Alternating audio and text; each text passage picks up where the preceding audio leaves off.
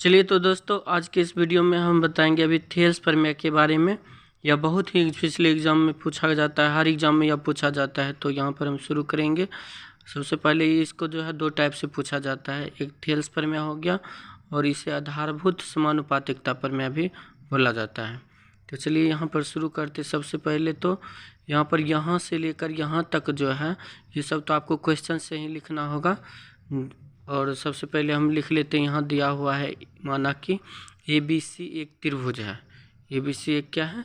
त्रिभुज है, जिसमें भुजा BC के समांतर CD रेखा खींची गई है। ठीक है, CD यहाँ पर D हो जाएगा, D रेखा खींची गई। रचना यहाँ पर लिखे, D से DM तथा E से EN लंब क्रमशः AC तथा BD डाला। ठीक है, और इसमें क्या किया हमने, B को E से और C को D से मिलाया। ठीक है।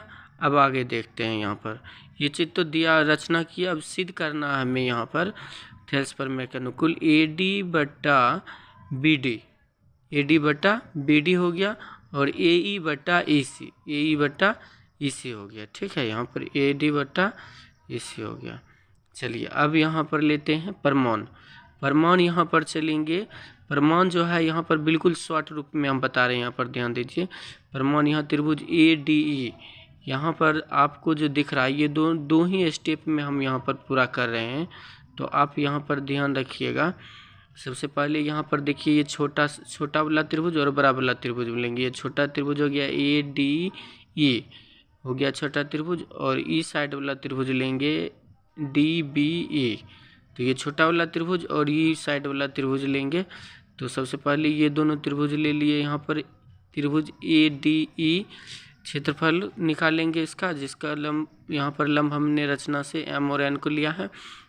अब इसको जो है सो हम क्या करेंगे, सबसे पहले आप लोग इसको गौर से ध्यान से देखिएगा। देखिए यहाँ पर हो गया 1/2 गुना ये हो गया आपका आधार, और ये हो गया आपका ये लंब हो गया। ठीक है, तो यहाँ पर ये देखिए, अब इसके अनुकूल यहाँ पर हम लोग चलेंगे। तो यहाँ पर आपको दिख रहा है ये वाला त्रिभुज में ये हो जाएगा आपका, तो ये हो जाएगा आधार। तो यहाँ पर हम लिखेंगे क्या, DBE के क्षेत्रफल में। अब दोनों के लिए हो जाएगा, तो सूत्र हमारा क्या होता है, 1/2 गुना आधार गुना शीर्ष लंब। तो 1/2 गुना AD गुना E बटा ये हो गया। अब दोनों का कट गया तो समीकरण 1 प्राप्त हो गया। अब दूसरा फिर उसी प्रकार से हम एक छोटा वाला त्रिभुज लेंगे और उस साइड का फिर एक त्रिभुज लेंगे। तो इसके लिए हमारा बच गया एक लंब M। तो अब यहाँ पर हम देख लेते हैं इसको। ठीक, उसी प्रकार से अब हमने यहाँ पर क्या किया, कर डाला, इसको हम आधार मान लिए और इसको लंब मान लिए। अब यहाँ पर हो जाएगा AE आधार मान लेंगे और इसके लिए हम लंब DM हो जाएगा, और निचले वाले उस साइड वाले जो त्रिभुज है सेम उसी प्रकार से देख लीजिए। यहाँ पर हो गया आपका DM लंब होगा। ठीक है, तो अब यहाँ पर सेम हो जाएगा उसी प्रकार से। इस त्रिभुज के लिए हमने माना था उसको, तो इस त्रिभुज के लिए हम मान लेंगे, उसको मान लेंगे। ठीक है, तो यहाँ पर ये हो जाएगा आपका EC। ठीक है, तो EC हो जाएगा, और ये लंब तो ही है DM, समझ गए। तो यहाँ पर हमारा क्लियर हो गया। अब हमें यहाँ पर समीकरण 1 और 2 प्राप्त हो गया। तब और समीकरण 1 और 2 से हमको प्रूव्ड हो गया, यही तो हमें लाना था, यही तो हमें क्या करना था, सिद्ध करना था। तो यहाँ पर ये हमारा प्रूव्ड हो गया, समझ गए।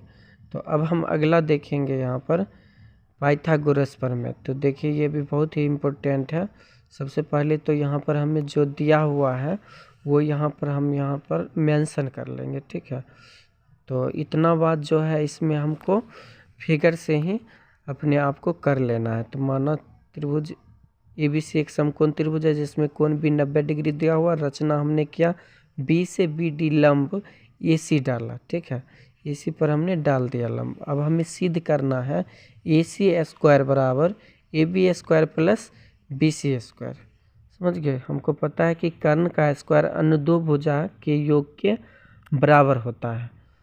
तो वही हमको अभी सिद्ध करके दिखाना है। तो सबसे पहले हम यहाँ पर प्रमाण ले लेंगे अब देखिए यहाँ पर प्रमाण ले लेंगे कौन से त्रिभुज में, तो ये प्रमाण लेते हैं पहले। देखिए यहाँ पर त्रिभुज ABD, ठीक है। यहाँ पर एक छोटा वाला त्रिभुज और एक बड़ा वाला त्रिभुज लेंगे, एक छोटा वाला त्रिभुज एक बड़ा वाला, फिर से एक छोटा और बड़ा वाला त्रिभुज दोनों में, ठीक है, समझ गए। अब यहाँ पर देखिए आप त्रिभुज ABD और BCD जो है छोटा छोटा दोनों त्रिभुज है, और ये बड़ा वाला त्रिभुज दोनों के सापेक्ष कर लेंगे। तो हमें बिल्कुल शॉर्ट तरीका से मैं बता रहा हूँ, यहाँ पर आप देख रहे होंगे, बिल्कुल नज़र ध्यान दीजिएगा तो आप लोग तुरंत अभी ही सीख जाइएगा इसको। बिल्कुल ये छोटा वाला त्रिभुज और बड़ा वाला त्रिभुज में पहले लेते हैं, उसके बाद फिर ये छोटा और ये बड़ा वाला त्रिभुज में लेंगे। तो यहाँ पर आप देखिएगा कि निश्चित रूप से जल्दी सीख पाएंगे हम लोग। अब देखिए यहाँ पर ये छोटा वाला त्रिभुज के लिए ये दोनों 90 डिग्री का हो गया, तो हमने रचना जो किया है वो 90 डिग्री के सापेक्ष किया है, तो डी कोण दोनों के लिए क्या हो जाएगा, 90 डिग्री होगा। तो अब इसमें हम लिखेंगे, हमको पता है कि जब दोनों त्रिभुज 90 डिग्री का है तो समरूप हो गया। तो समरूप जब हो गया तो समरूप का क्या होता है कि जब दो त्रिभुज समरूप होते हैं तो उसके भुजा समान अनुपात में होते हैं। तो मैंने वही लिखा यहाँ पर, क्या AB और AC दोनों के लिए कर्ण हो गया, AD और AB ये दोनों के लिए क्या हो गया, दोनों के लिए लंब हो गया। तो यहाँ पर हमने वही बात लिखा है, AB बट्टा AC बराबर AD बट्टा AB, समझ गए। तो यहाँ पर हो गया। एवं अब ये दोनों त्रिभुज की बात करेंगे, ये छोटा वाला त्रिभुज और ये बड़ा वाला त्रिभुज में। तो अब इसमें भी वही हो जाएगा सेम, BC बट्टा AC हो जाएगा। BC हो गया इसके लिए कर्ण हो गया, ये छोटा वाला त्रिभुज के लिए, बड़ा के लिए AC हो गया। तो यहाँ BC बट्टा AC हो गया दोनों कर्ण, और CD और BC, तो CD हो गया इसके लिए आधार और बड़ा वाला त्रिभुज के लिए BC हो गया आधार। तो यहाँ पर ये दोनों क्या हो गया, समान अनुपात में हो गया। तो यहाँ पर आपका ये दोनों आधार और ये दोनों हो गया कर्ण, समझ गए।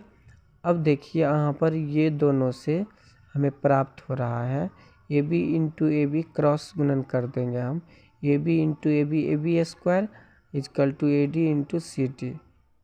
अब BC स्क्वायर बराबर AC इंटू CD, और दोनों को हम ऐड कर लेंगे तो AB square plus BC square हो जाएगा। AC कॉमन ले लेंगे, बचेगा AD और CD, तो AD प्लस CD। तो यहाँ पर हमें प्राप्त हो जाएगा, यही तो हमको लाना था क्या, AD और CD को जोड़ देंगे तो हो जाएगा क्या, AC। तो AC गुना AC हो जाएगा क्या, AC स्क्वायर। तो हमें प्राप्त हो गया यहाँ पर, यही तो करना था, AC square is equal to AB square plus BC square, ये प्रूव करना था ना। तो चलिए अब अगला क्वेश्चन हम देखेंगे यहाँ पर। अब हमें सिद्ध करना अगला क्वेश्चन, सिद्ध करें बाह्य वृत्त से वृत्त पर खींची गई स्पर्श रेखा की लंबाई बराबर होता है। स्पर्श रेखा की लंबाई, यहाँ पर ये P एक वृत्त से बाहर एक बिंदु लिए, और ये PQ और PR हमको बराबर करना है। तो जो दिया है इस सवाल से जो दिया है वो यहाँ पर दर्शा लिए। अब इसको जो है P बिंदु से हमने स्पर्श रेखाएं PQ तथा PR खींचा। सिद्ध करना हमको PQ और PR बराबर होनी चाहिए, ठीक, सिद्ध करना। अब रचना हमने क्या किया, वृत्त के केंद्र O को PQ तथा R से मिलाया, O से PQ और R को मिलाया, तीनों को हमने क्या किया, मिला लिया। तो चूँकि हमको यहाँ पर देखिए प्रमाण लिख लेते हैं पहले, और यहाँ पर चूँकि OQ लंब PQ तथा QR लंब PR है ना, OQ लंब समझ गए। तो यहाँ पर अब देखिएगा आगे मैं बता रहा हूँ, ये चूँकि ये हो गया तो कोण OQP ये दोनों 90 डिग्री है ना, इसको तो केंद्र के स्पर्श रेखा पर खींची गई रेखा स्पर्श रेखा पर लंब होती है। समझ गए। ये रूल में होता है कि केंद्र की स्पर्श रेखा पर खींची हुई रेखा स्पर्श रेखा पर लंब होती है।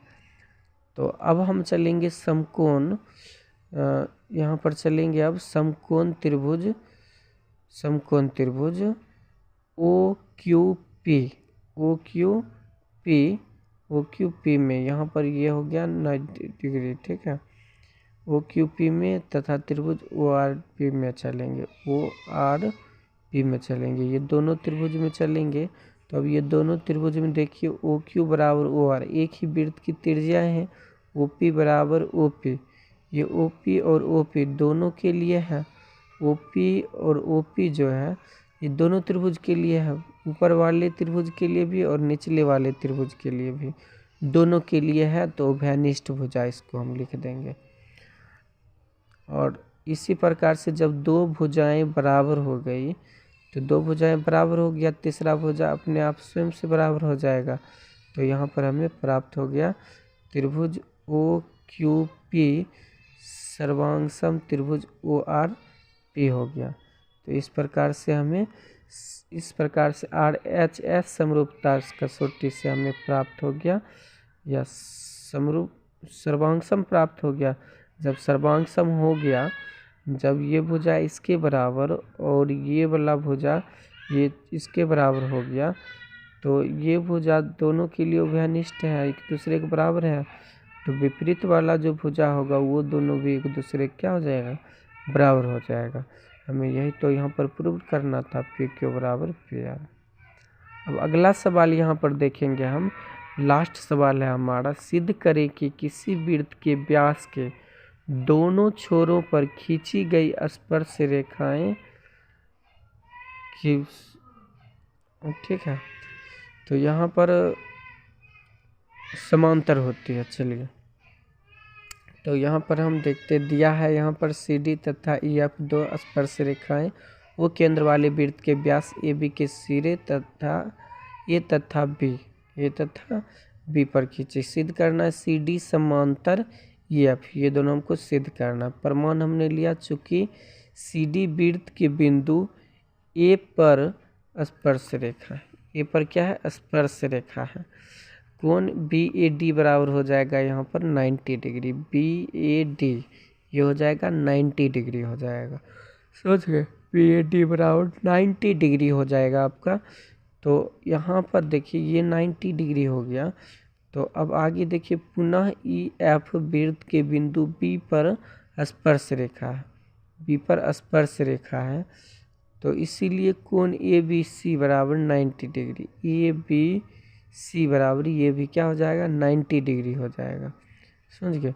अब ये दोनों 90 डिग्री हो गया, तो 180 हो गया। तो ये क्या हो गया, सीधी रेखा हो गई, या एक क्या हो गई, सीधी रेखा हो गई। तो सीधी रेखा हो गई, तो उसी प्रकार से या निचला इसी तरह कोण बी ए डी बराबर कोण ए बी ई हो जाएगा, 90 डिग्री है, क्योंकि दोनों क्या है, 90 डिग्री है। तो ये दोनों कोण एक दूसरे क्या हो जाएगा, बराबर हो जाएगा। तो यहाँ पर हम लोग एकांतर अंतर कोण से कोण ए बराबर कोण बी यहाँ पर हमें प्राप्त हो गया। एकांतर कोण से, एकांतर कोण क्या होते हैं, बराबर होते हैं। तो उसी प्रकार से कोण ए बराबर बी, दोनों साइड का 90 डिग्री, तो वो 90 है, तो ये भी क्या हो गया, वो 90 ये भी एकांतर कोण से दोनों क्या हो गया, 90 डिग्री। तो 180 डिग्री वो भी, 180 डिग्री ये भी। तो यहाँ पर सी डी समांतर ई एफ हो गया एकांतर अंतर कोण से, या क्या हो गया, प्रूव्ड हो गया। तो समझ गए आप लोग यहाँ पर। तो ये सी डी